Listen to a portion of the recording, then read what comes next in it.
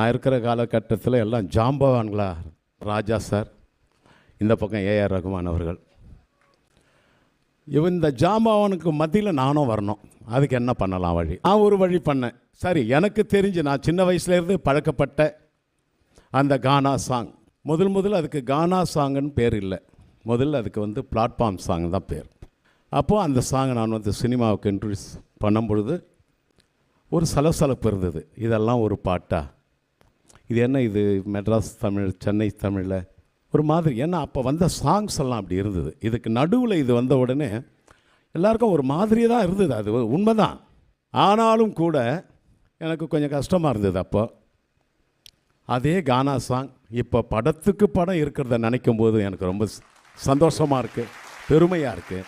இது அத்தனைக்குமான விதை நீங்கள் போட்டது சார். நீங்கள் பெரிய பெரிய வாழ்க்கை தத்துவங்களெல்லாம் ரொம்ப சாதாரணமாக நீங்கள் பெரிய வாழ்க்கை தத்துவத்தெல்லாம்